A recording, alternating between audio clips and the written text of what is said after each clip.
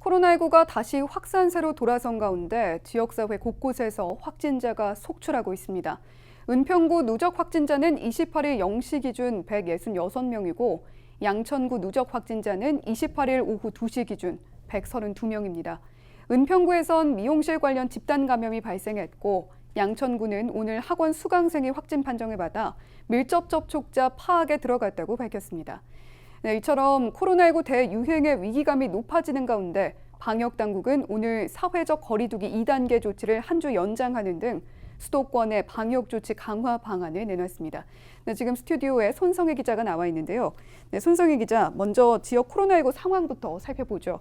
9명이 집단으로 확진을 받은 불광동 미용실 관련 추가 확진자, 아직까지는 더 안 나오고 있는 상황이죠. 네, 그렇습니다. 현재까지는 그런 상황인데요. 불광동 미용실 관련 확진자는 지난 22일 첫 확진자가 나온 이후에 사흘 새 8명이 늘어서 총 9명이 됐습니다. 첫 확진자의 동료와 가족 등이 잇따라 감염이 된 건데요. 어제까지 확진자 접촉자와 방문자 등 미용실과 관련해서 코로나19 진단검사를 받은 사람은 모두 201명이고요. 다행히 음성 판정을 모두 받은 상황입니다. 은평구 보건소 관계자의 말을 들어보시죠.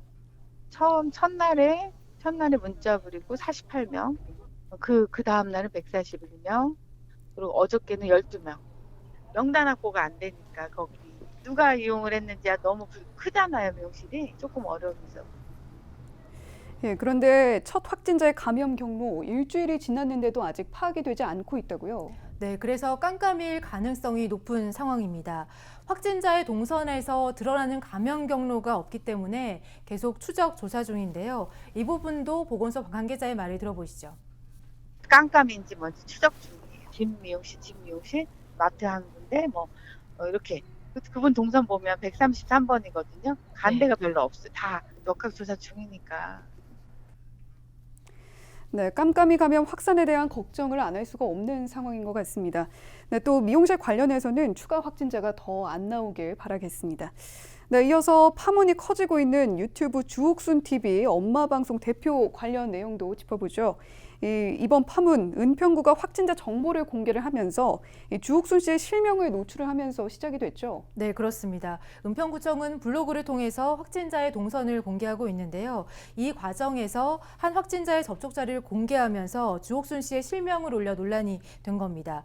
이에 대해 은평구는 사실을 안 직후에 그 게시물을 수정을 했고요. 또 이에 대해서 담당자의 실수가 있었다. 사건의 팩트를 고려하지 않고 진영 논리에 근거해서 비난하는 일은 없었으면 좋겠다며 유감을 표시했는데요. 하지만 이후 주옥순 씨가 은평구청장과 담당 직원을 고소했다는 사실을 자신의 개인 방송을 통해서 알리면서 파문이 가라앉지 않고 있는 상황입니다. 화면 잠시 보시죠. 그냥 넘어가지 않을 겁니다. 분명히 실명을 거론한 것은 많이 잘못됐습니다. 네, 은평구도 가만히 있지는 않았습니다. 이 은평구도 주 씨를 명예훼손 등의 혐의로 고소를 검토 중이라는 입장을 내놨죠. 네, 그렇습니다. 은평구는 어제 보도자료를 통해서 주옥순 씨에 대해 방역과 역학조사에 들어간 비용에 대한 구상권 청구와 함께 구민 건강권 침해에 대한 손해배상 등 금전손실 보상까지 청구하는 방안을 검토 중이라고 밝혔습니다. 은평구청 관계자의 말을 들어보시죠. 내용이 은평구청장하고 담당 직원을 명예훼손하고 개인정보 이렇게 고소했다고 하고 이렇게 떴기 때문에 그걸 확인해봐야 되겠죠. 고소장이 어떻게 접수가 되는지. 단순 실수라고 얘기도 했고 했는데 그래가지고 자꾸 한다면은 우리도 여기서 검토를 해보겠다. 그거죠. 구상권 청구 등은. 네, 진흙탕 싸움으로는 번지지 말아야겠는데요. 네, 이런 가운데 오늘 수도권의 거리두기 2단계 한 주 더 연장한다는 정부 발표가 나왔잖아요. 네, 그렇습니다. 방역당국은 오늘 수도권 방역조치 강화 방안을 발표했습니다. 내용을 보면요. 사회적 거리두기 3단계에 준하는 조치입니다. 주요 방역 대상은 사실상 거리두기가 힘들고 젊은 사람들이 많이 찾는 식당과 카페, 학원 등입니다. 수도권 지역 식당은 저녁 9시까지만 영업을 할 수 있고요. 프랜차이즈 커피 전문점은 배달과 포장만 가능합니다. 또 수도권 소재 학원은 비대면 수업만 허용되고 독서실과 스터디 카페도 운영할 수 없습니다.